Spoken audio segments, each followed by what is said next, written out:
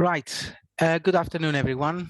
With your permission, I will be recording this session so we can basically put it on the website for other colleagues that were unable to join us today. And also for you, if you want to revisit some of the things I will be saying today for your notes or anything like that. Thank you for attending this webinar. It's part of our supervisor webinar series here at SeNSS, the Southeast Network for Social Sciences. I'm Fragiskos Filipeos. I'm the Deputy Director for SeNSS and responsible predominantly for training, student training.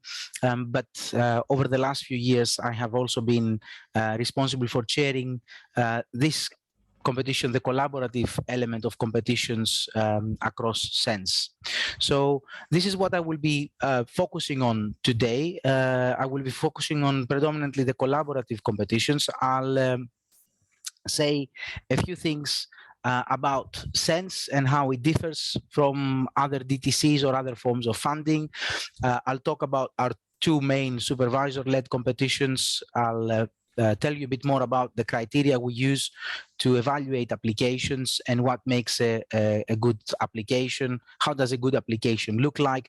And also explain a bit more what is the role of a PhD student or a doctoral researcher in the context of the collaborative competition. Just to highlight two things here. First is that this is the last year we are running the competition, any competition at SeNSS in its current form. This is the last year of the current funding from the SRC, and effectively the team is currently going through drafting the bid to the SRC. So the SRC has launched a call for the next round of doctoral training partnerships. The deadline is going to be February 2023, and we'll find out whether the successor of SeNSS, which from evidence we have so far looks like it's going to be very similar to the current composition in terms of institutions, in terms of pathways. The successor of SeNSS will take over all competitions from the summer of 2023. The second thing I want to highlight is that this is one of the seminars we're doing for supervisors. We will be running at least 2 more seminars in the autumn term. The first one is going to focus on the student-led competition, which is going to be launched on the 1st of October. And there we're going to be talking to supervisors in terms of student recruitment, how to identify good students, and how to help them draft successful projects. And we will also run another workshop which is going to be around the SeNSS scholarships and what those scholarships offer, getting supervisors to think about how they can utilize all the additional sources of funding. I'll mention a few in a couple of minutes in order to think about the student, think about the training, and think about the opportunities that they can give. I'm going to focus predominantly on the collaborative competition, which we're going to be launching in the next few days. An application system will open on the 1st of August. But then, of course, I would be more than happy to answer any other question around SeNSS, general or specific. You can ask questions in 2 ways. You can either raise your hand and I'll pick it up from the participants list. This is why you sometimes might see me looking on my side. I've got my second monitor there. Or you can always use the chat function, and I will be picking up those questions as we go along. So this is what the outline is for today. So first of all, a few words about SeNSS. I hope that most of you are already in one way or another aware of SeNSS. Obviously, taking part in this seminar, it's one of those forms of evidence.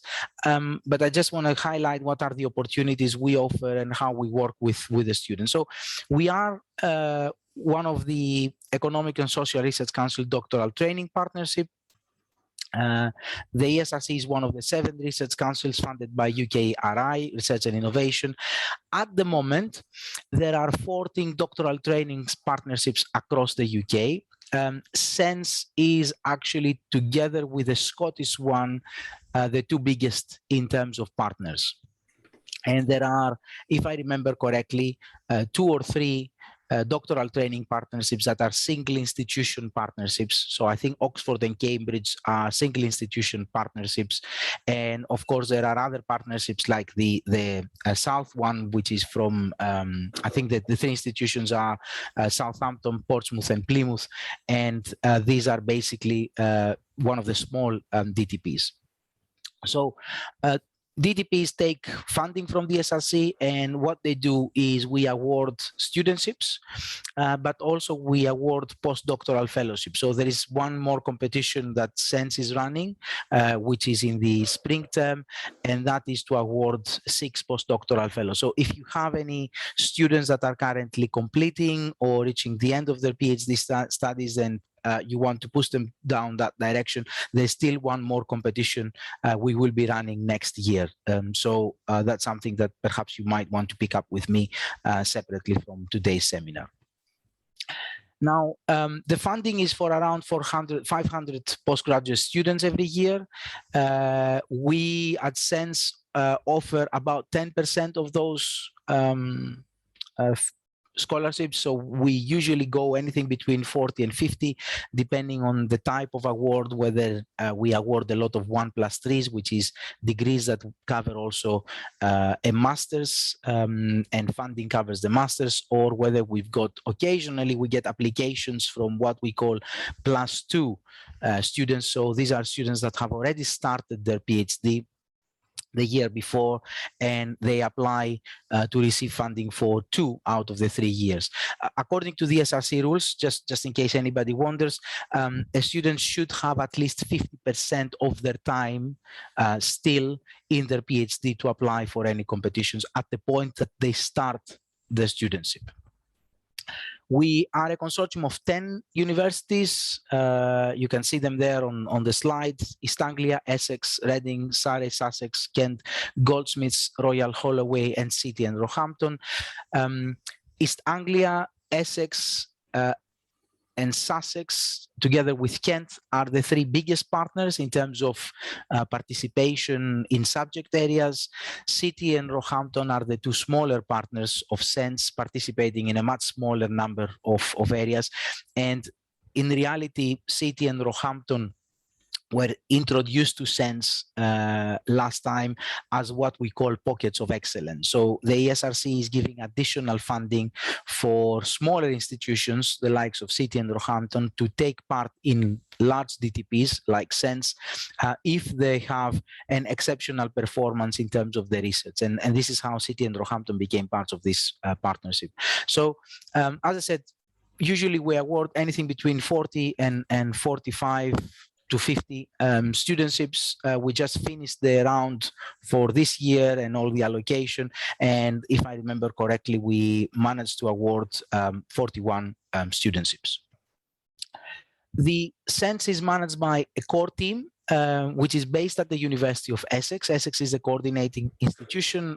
It consists of Professor Ismeni Gizelis, who's the director, myself. I'm based at the University of East Anglia, so I'm the only one who's not Essex-based, and the manager, Dr. Felicity Sesnat. At the moment, the team, I'm afraid to say, it's currently significantly under-resourced, and that might indicate that it would take slightly longer to respond to emails and queries because both our training manager, Abigail Sirley, as well as our coordinator, Paul Newman, have stepped down from their positions. They have taken new opportunities.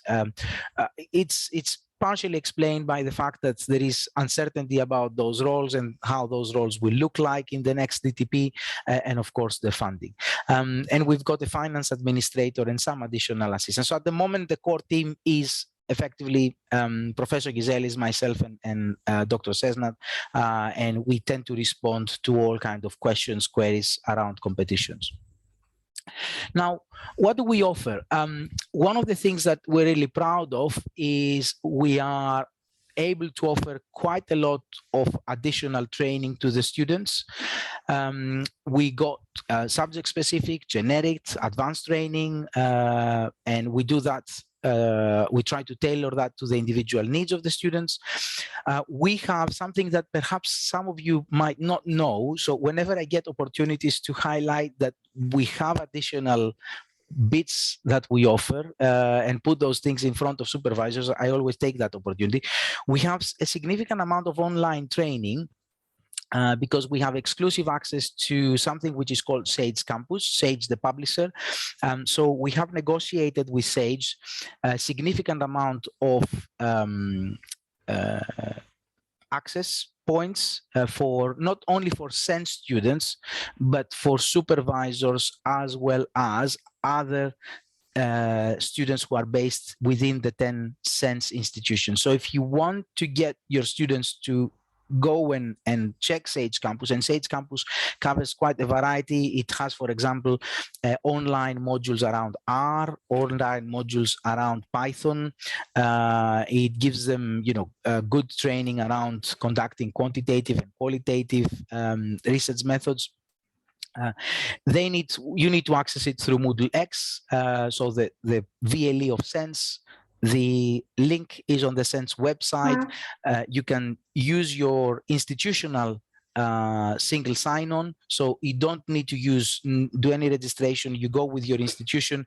It will basically take you through your institutional login, and then you can access the SeNSS virtual learning environment, and Sage Campus is part of that.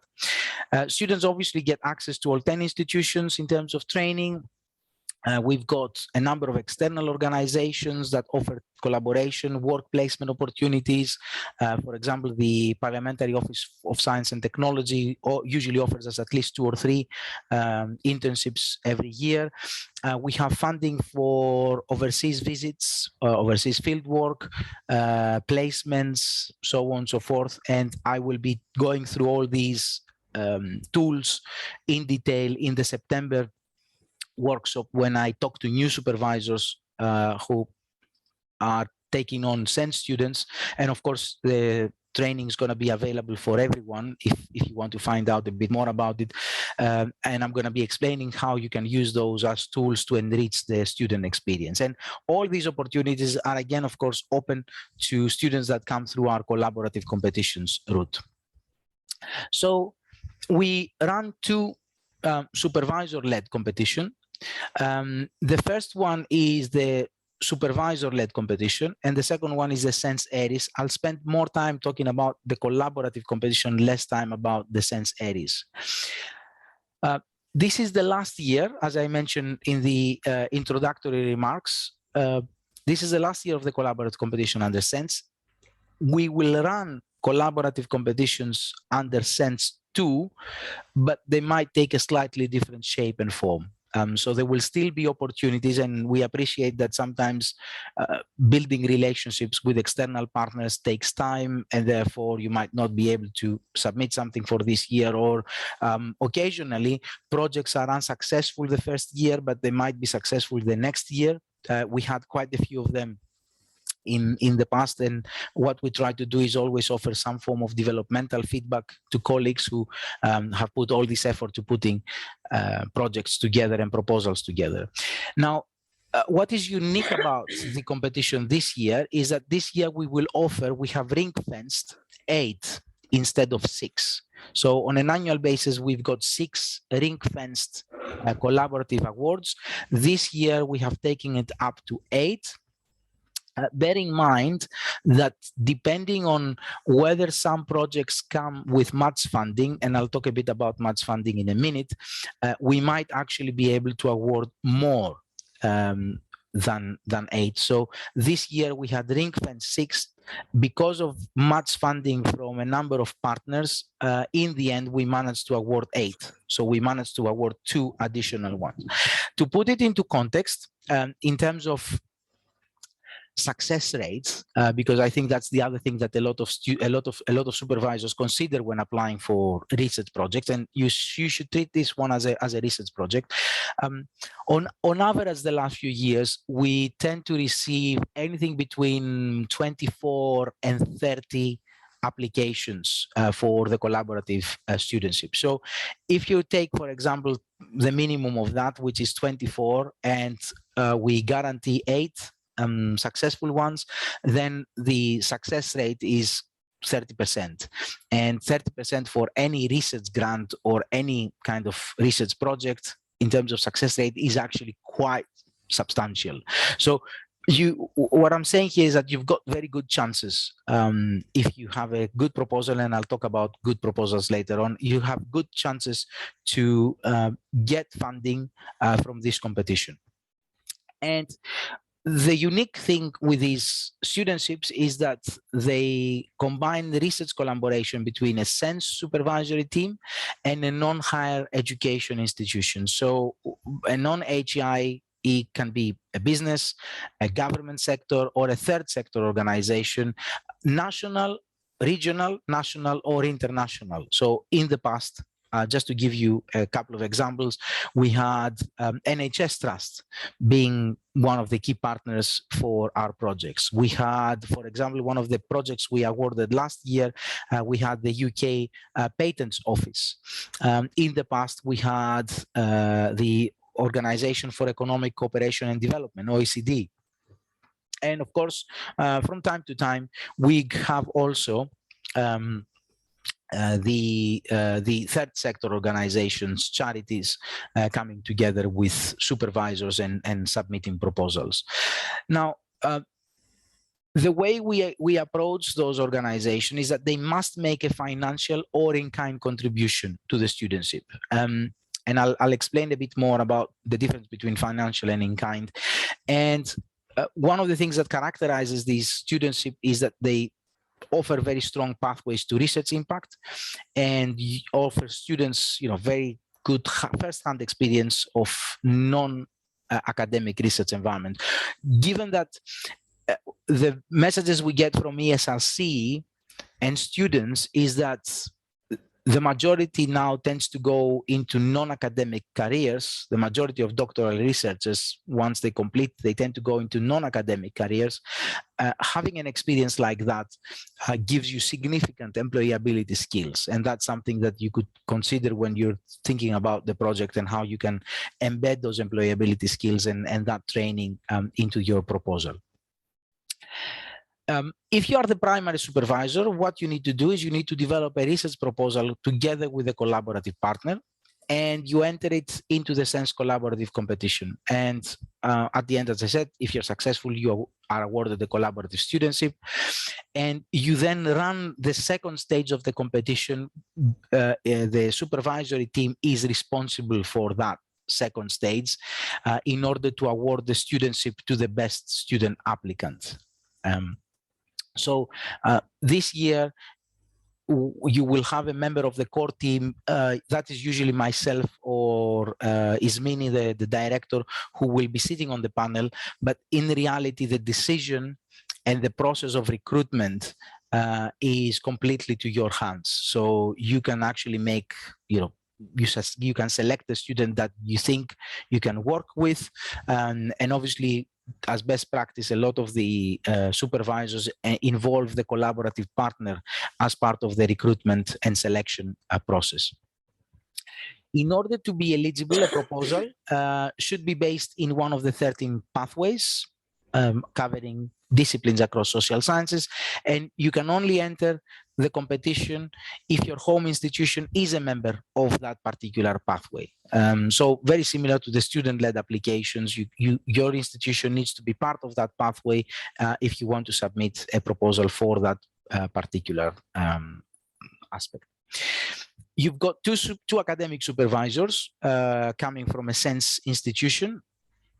But one of them, the primary supervisor, is responsible for submitting the application, but both supervisors should meet the eligibility criteria. In very, very broad terms, the supervisors need to be research active, and they need to have some form of experience of supervising doctoral researchers.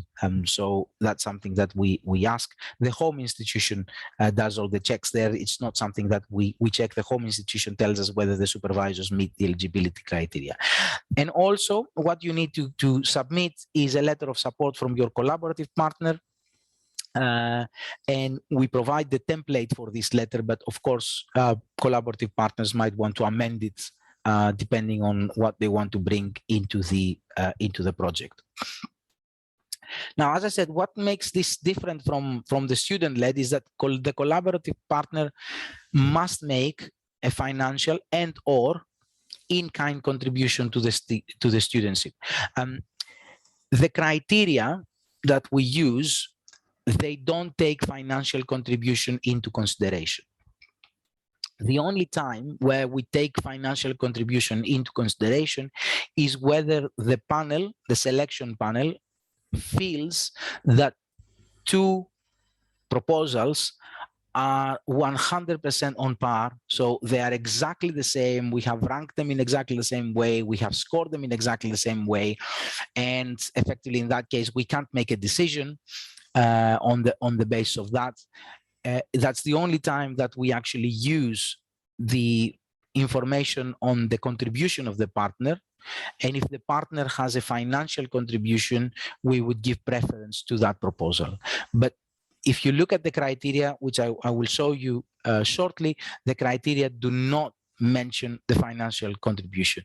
Now, that being said, we strongly encourage you to seek a financial contribution. That cannot exceed 50% of the full cost of the studentship, because generally panels look at it in a favorable way.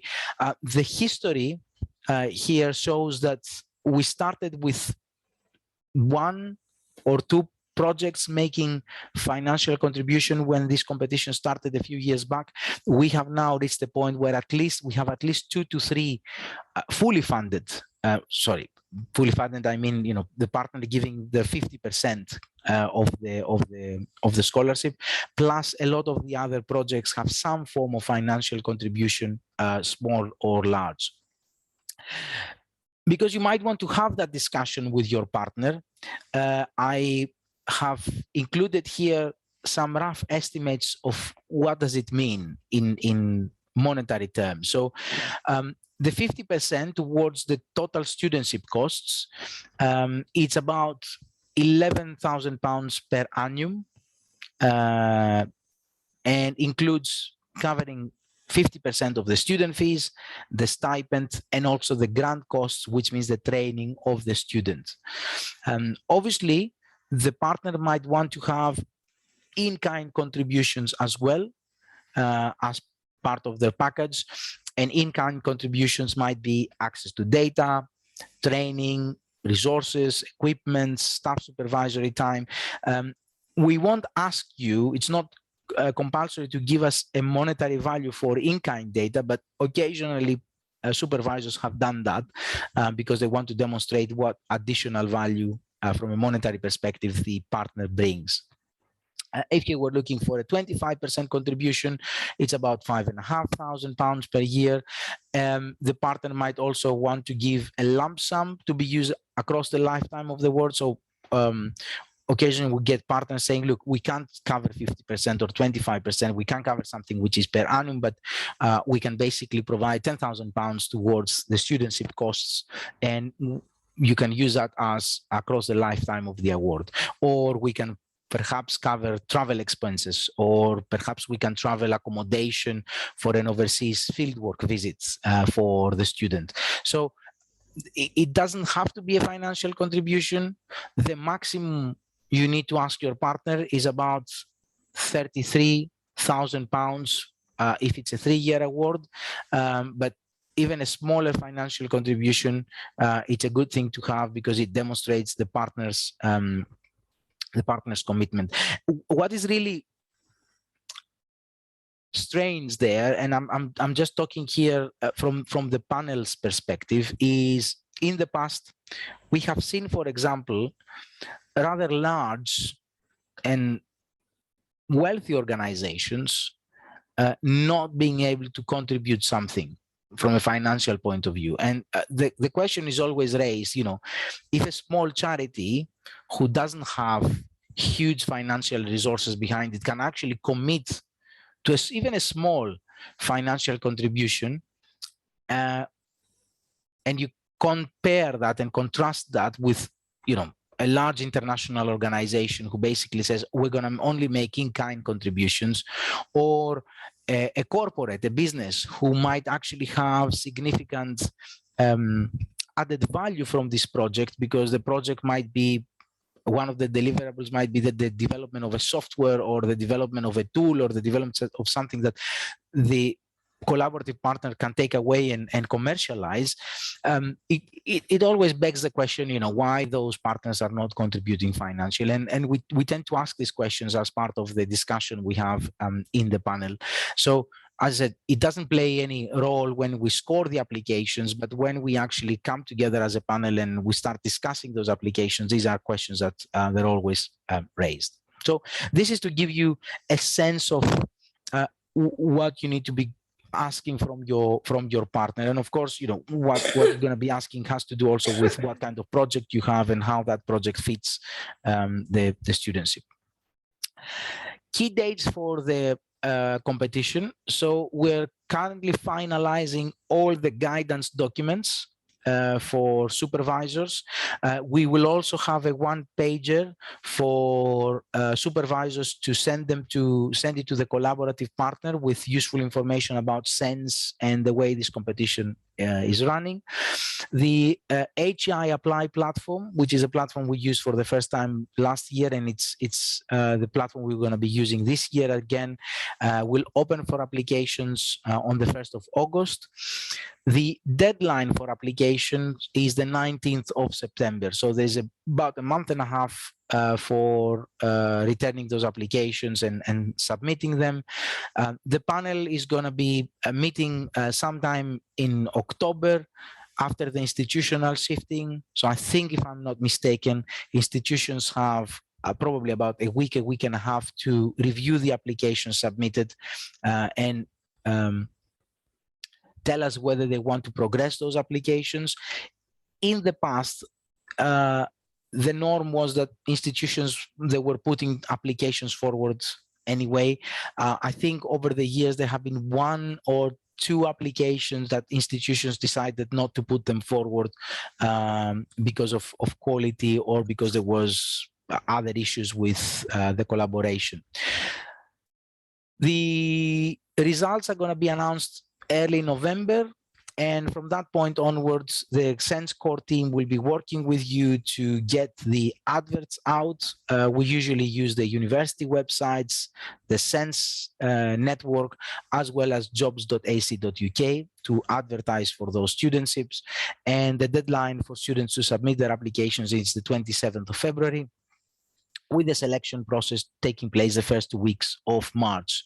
The final decision is being made by the management board. So even if you select your candidates and you're happy with them, and of course you sometimes you get a reserve candidate as well, it's not something that you should be communicating to that candidate, because we need to wait for the confirmation from the management board around those studentships. So the final decision is usually in early April, and of course the successful candidates start the project in October 2023 as part of the SeNSS family. So this is the cycle of this particular competition. So I'll say a few words. I don't know whether anybody here is looking to get information on the SeNSS ERIS. ERIS is the NERC, Natural and Environmental Research Council. So we run a collaborative studentship every year between SeNSS and ERIS. So we're bringing the natural sciences into SeNSS, and we're bringing the social sciences into the natural sciences. And what we basically do is we try to promote collaboration across the ESRC and NERC. It's again a supervisor competition, so supervisors develop a research question, develop a proposal, they submit it. There is a a similar panel consisting of SeNSS and ARIS representatives looking at those proposals. And of course, if there is also a collaborative partner there, it's always welcomed. And the best 3 proposals are advertised for studentship applications. And one of the complications here is that the best student, basically, so what happens is you advertise 3 proposals, but then what happens is those 3 proposals recruit, and there is a selection process of students, and the best student gets the scholarship. So in reality, we don't fund 3 proposals, we fund 1 proposal, but we shortlist effectively 3. And of course, supervisors could come from different universities, and they might basically also, as I said, have a collaborative partner. So that's about the SeNSS ARIS. If anybody has additional questions, I'm more than happy to answer them. It's one of those competitions that is not necessarily, it tends to be dominated by institutions that have links with both SeNSS and ARIS. So those are Essex, Kent, and East Anglia, but it's actually open to any supervisor across the whole of SeNSS and across the whole of ARIS. Now, what are the criteria we use to evaluate? So is there any preference to the topic Misa is asking there in terms of the SeNSS ARIS competition? It will need to cover the remit of the 2 councils. So pathways, from example, from conservation, pathways from ecological economics tend to have preference. So it should have some foundation in both the science bit as well as the social science bit. And I think on the website we have cases of former successful projects. So a lot of the projects have to do, for example, with biodiversity management or topics like that, which span across the different subject areas. So it's not that you can submit any type of proposal. It will have to comply with, it will have to touch on the remit of both SeNSS and ARIS. And of course, for SeNSS ARIS, applications without a collaborative partner, yes, can be submitted. So here, the collaborative partner in the SeNSS ARIS is only an add-on. It's not something that you have to submit. In the collaborative competition, for the SeNSS-based collaborative competition, the collaborative partner obviously is a must, because otherwise it's not a collaborative project. Now, in terms of SeNSS and the collaborative competition, there is no preference on the topic. So at the moment, it's a completely open competition. And over the years, the spread of awards has been far more normalized across pathways. So in the initial stages of this competition, the first couple of years, there was actually a dominance of projects coming from psychology. And I think there was an issue there, because psychologists were able to build, collaborative projects, especially within NHS. We had quite a few of them coming through that actually offered significant amounts of funding. But over the years, that has gone away. Last year actually was almost a very balanced competition. So there was no pathway from the 13 that got more than one project. So there was a spread across 8 different pathways. And if I'm not mistaken, apart from one institution that got 2 of those collaborative projects, the remaining 6 basically were awarded to 6 different institutions. So there is no preference in terms of topics. There's no preference in terms of institutions, and that's not part of our criteria, as you will see. So the way we evaluate proposals in terms of the collaborative projects, we look first of all at the quality of the research proposal, and that's very standardized, what type of research proposal is it? Has it articulated well the research questions? Has it articulated well the methodological approach? Do the supervisors know exactly what they're getting, what they're trying to get out of that proposal? Now, there is a very fine balance there between making the proposal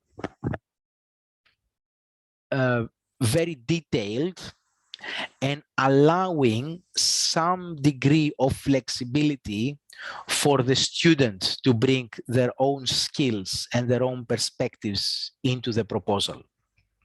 And, successful projects, although they have articulated very well all their methodological approaches, they still allow space for the student to basically contribute and bring their own skill set and bring their own strengths into that. The second criterion we use is around the quality of the collaboration. Now, length of the collaboration doesn't mean quality. What I mean there, although most of the time you will see that successful projects have very well established partnerships between the collaborative partner and the supervisor team, in no way we are advantaging those partnerships. We want to see new partnerships developing, and we want to use these collaborative projects as a tool to also help supervisors strengthen that partnership. What we don't want to see is kind of a speculative partnership where it's simply being put in place only for the purposes of this project, and we very clearly see that it's going to be dismantled after this project. There is not going to be a long-term collaboration, so on and so forth. So when we look at the quality of the collaboration, we look at, are those two partners, the supervisory team, the higher education institution, the team there, and the external collaborator working together? Are there complementarities? Can they basically bring resources together to make this happen? The third criterion we use is the suitability and feasibility of this project for a studentship. And that goes to what I've already mentioned in the first point, that occasionally, because it's written by a supervisor, we tend to see projects which are very well articulated, but they would require someone with the skill set of a postdoc fellow.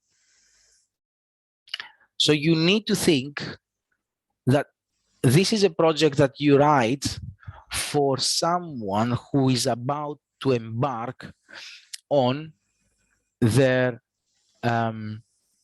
doctoral studies.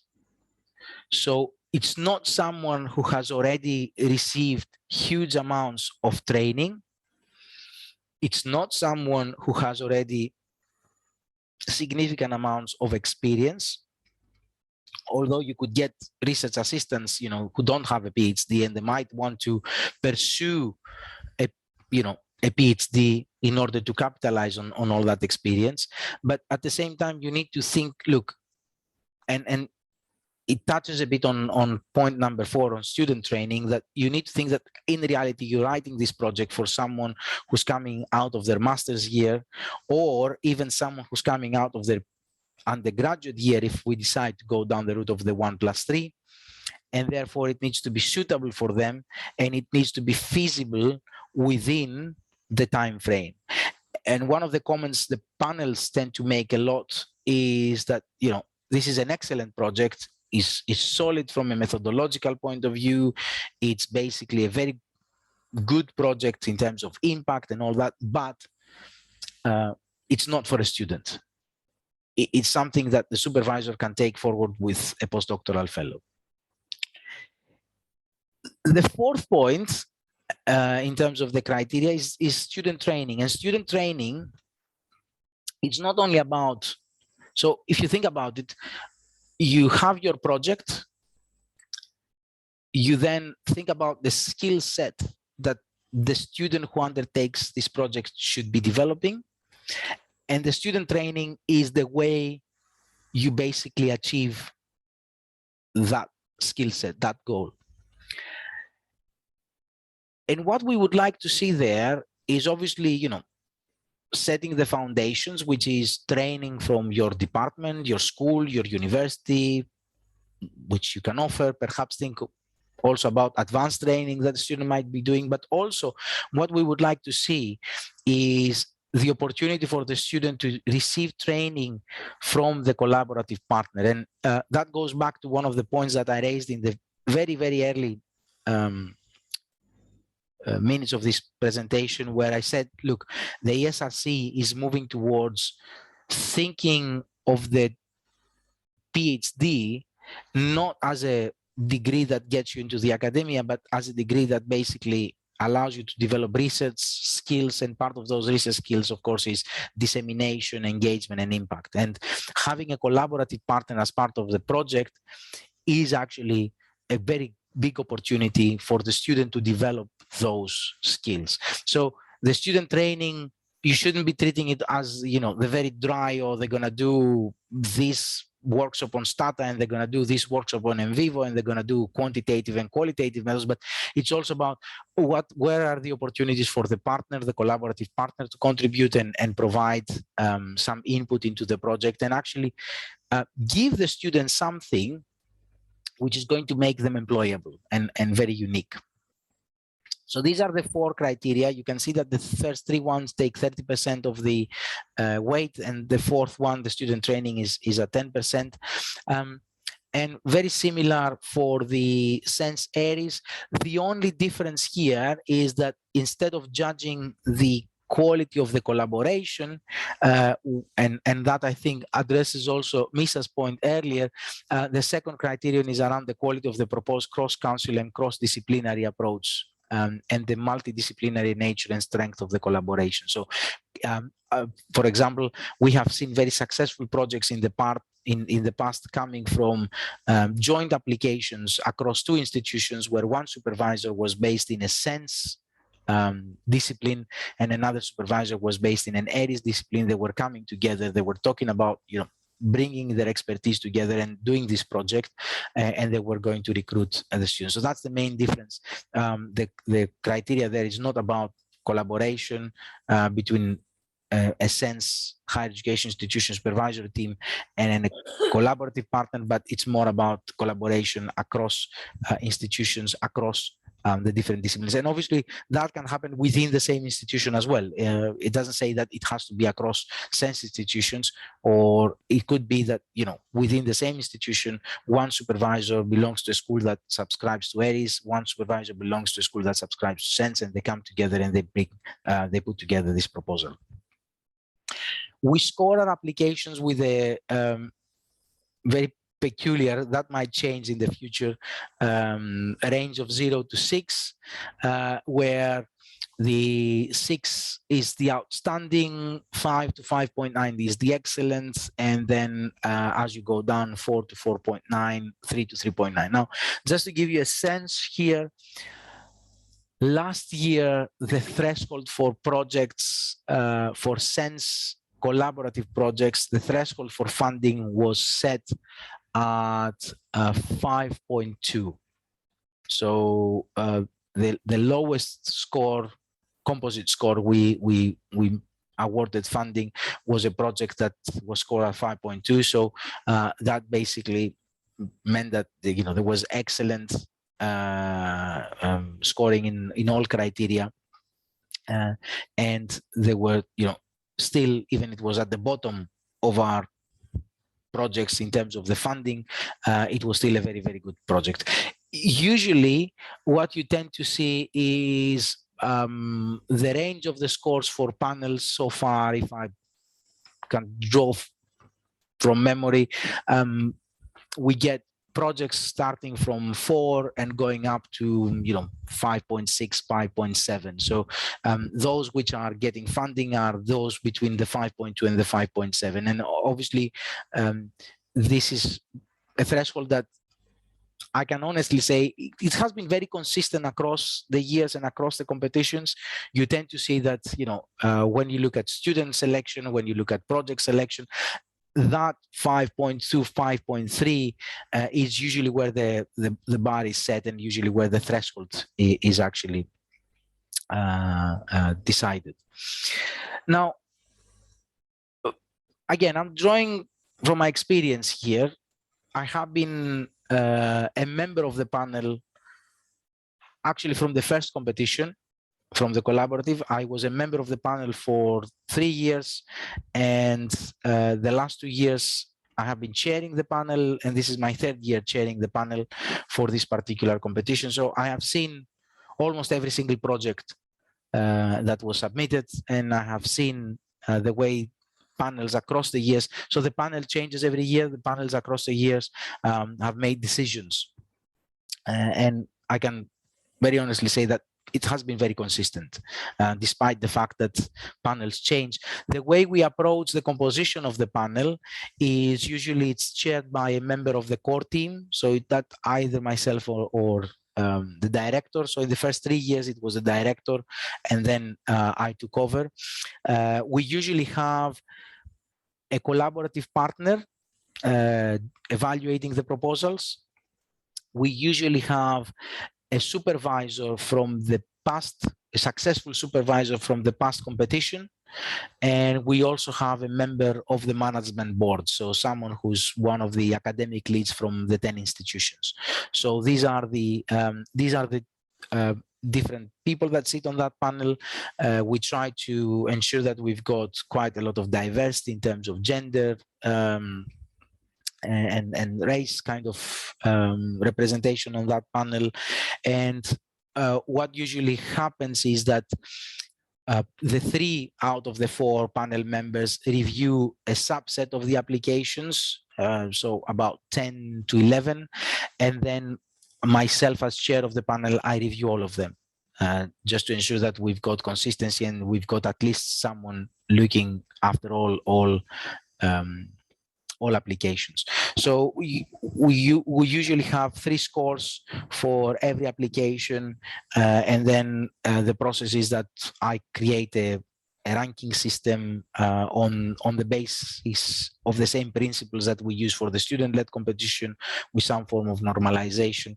And there is a panel meeting where we discuss the different projects, and we basically offer the feedback, and we then communicate decisions. So I will tell you not how does a good application look like, but usually where people fail. And again here, and sometimes I have a difficult time explaining to unsuccessful applicants. It's a competition where you could have 30 very, very good projects. You could have amazing applications, you could have excellent partners, and there have been cases where we turn around and we said, if we had more funding, we would go down the route of awarding more and more and more and more. But unfortunately, we have only ring-fenced 8 of them, so we can't award to everyone, no matter how good the quality of their application is. Yes, Misa, the successful applications are on the website. So we have always examples of successful applications from the past on the website. If you want to see 1 or 2 more, which might be discipline specific, because I think we don't have all disciplines there, you can always email me, and I would be more than happy to share some of those applications with me. So someone might say, I'm coming from a business and management perspective, or I'm coming from a psychology perspective. Giving me an application that comes from a socio-legal perspective might not necessarily fit what I want to see and what I want to read. So what are the key pitfalls? If I may go in the reverse engineer, what makes difficult for us to say, yes, we can award this application funding? The first one is something that I have already mentioned, which is that the design and the project is something which is too broad or something which requires a quite substantial amount of skills from the PhD student. How some applications have addressed that, and I know it's difficult. So a lot of the applicants might be working with a collaborative partner in a bigger project. And if that is the case, we would welcome a short introduction of that bigger project. We would welcome you saying, look, this is how we have been working with the partners so far. This is what the project, the bigger project, is all about. And now this particular project focuses on this specific area. And we want to have a studentship to address this specific area. And that's usually how successful projects do it. A very interesting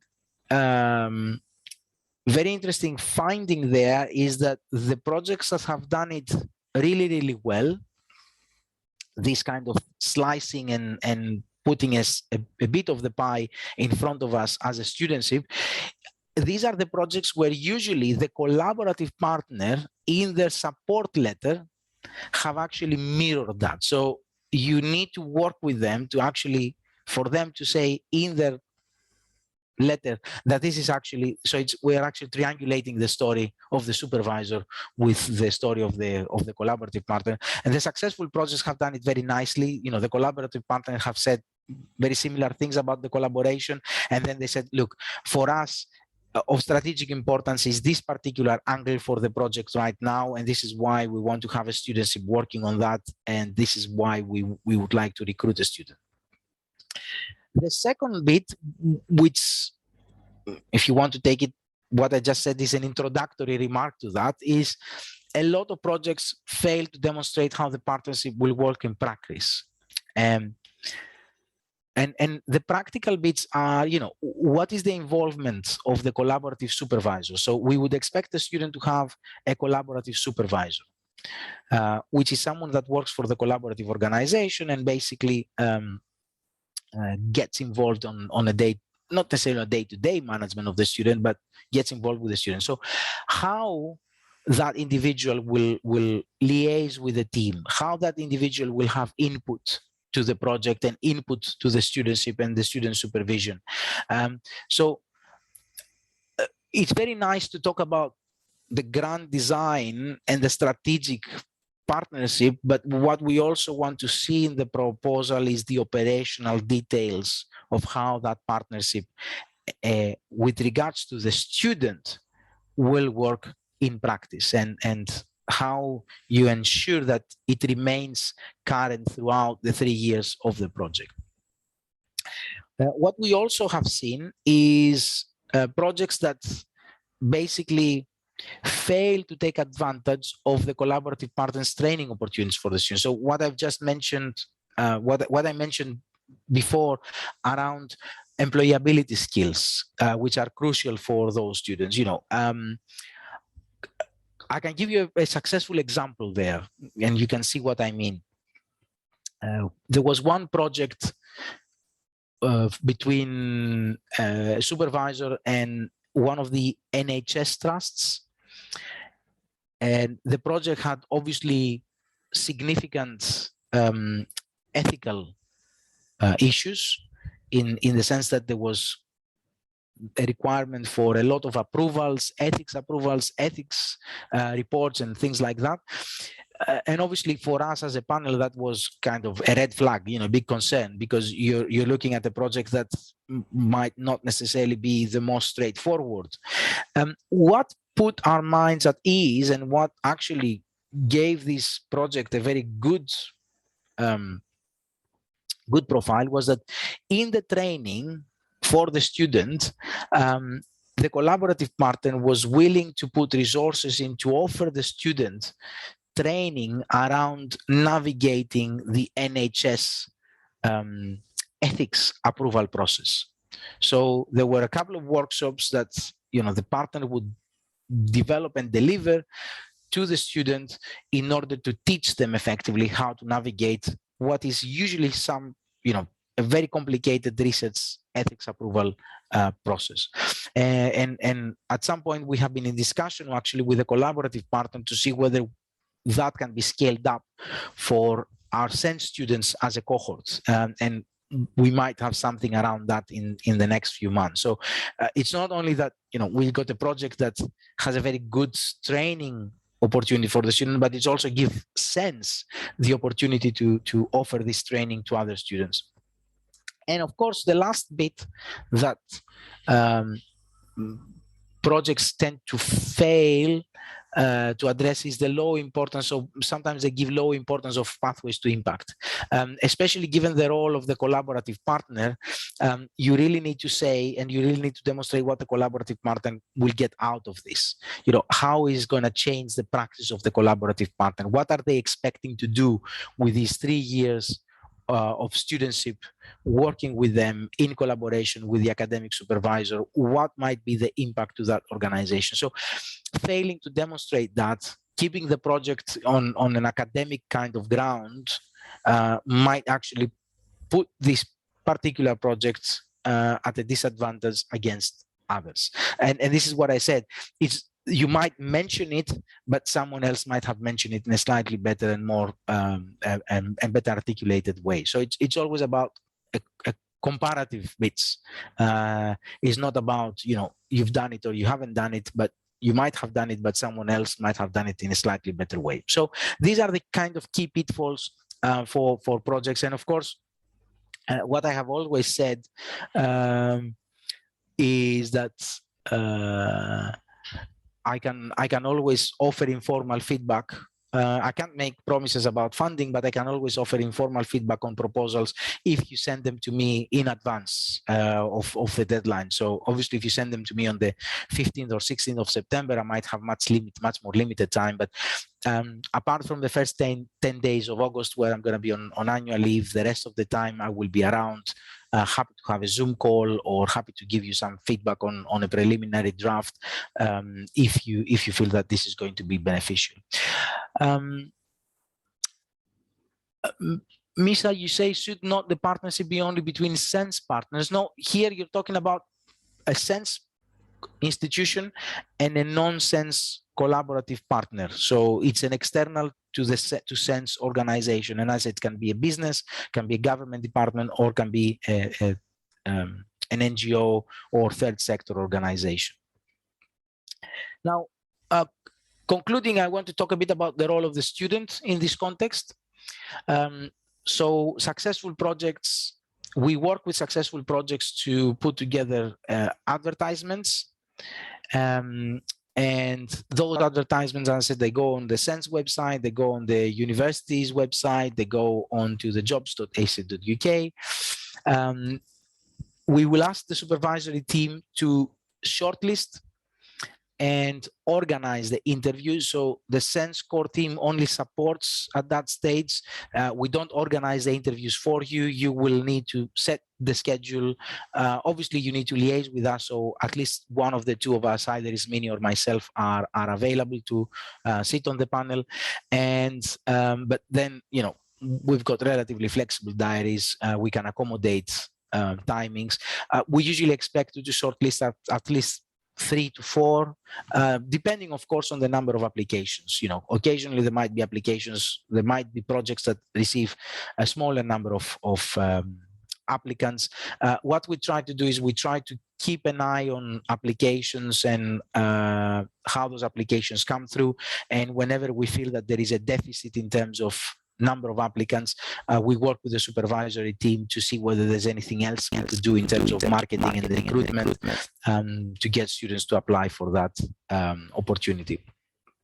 And of course, the criteria there are the students' skills, their fit with the project, and their future potential in very short.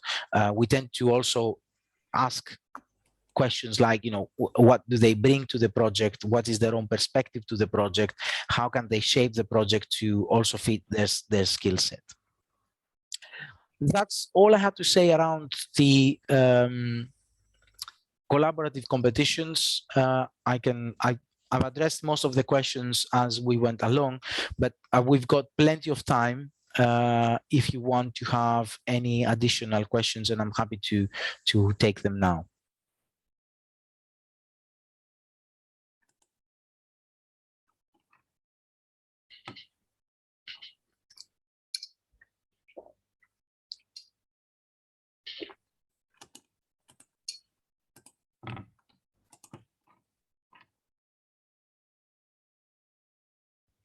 And I said, I've got one in the chat. How much experience as a supervisor should we have? Do we need to have supervised someone to completion to be eligible to apply? The answer is no.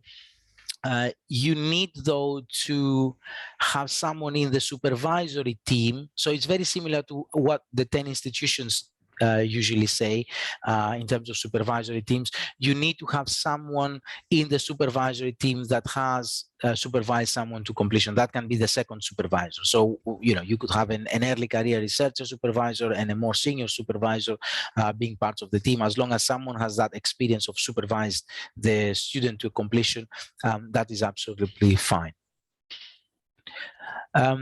So how many applications do you receive every year? What is the success rate? So I've mentioned that in the very beginning. So for the last 6 years that we have been running the competition, the range of application has been between 24 a minimum, and I think it has gone up to 35, which has been the maximum. We will be awarding at least 8. So last year, for example, we awarded 8. We received 24 applications, so the success rate was around 30%. This year, we have ring-fenced 8. If we have collaborative partners that are bringing in additional financial contributions, so for example, we get sometimes NHS trusts basically contributing 50% of the total costs, that releases funding for an additional studentship. So for every studentship that we receive 50% match funding, we could give an additional one. So if in an ideal world, all 8 came up with 50% funding, we would be able to give 16. Sometimes, and this is why I said even a small lump sum can actually make a difference, because what tends to happen is at the end we take all the successful applications together. We look at, you know, the lump sum. So the lump sums, all the lump sums might give us an additional studentship, and this is actually one of the things that happened last year. So even a small amount of money might take us further in terms of how many we award. As I said, as some of you said, you might have to go. As I said, my email is there in front of you. It's on the website. If you want to have an informal chat.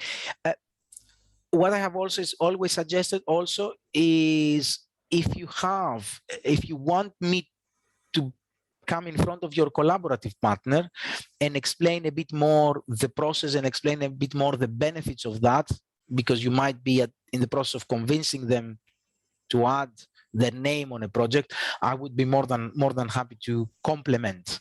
I'm not going to take over, but complement your efforts to do that and explain to the collaborative partner, give them examples from past successful collaborations, and you know how those collaborations have worked and what has been the outcome for the organization. So if you want me to do that, please get in touch, and I would be more than happy. And of course, apart from that, the video of the session will go on the website together with my slides, and you will have access to all that.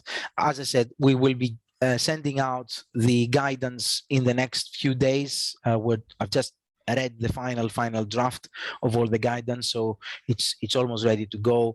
The guidance will contain information also about how to access the platform. For those of you that you're doing it for the first time, it's a very straightforward platform. There's no hidden things there. You know what you need to be doing, what are the different stages of the competition in a far more detail than I have presented here. But more than happy if you have any other individual questions. If you send me an email, I will pick it up and basically respond to that.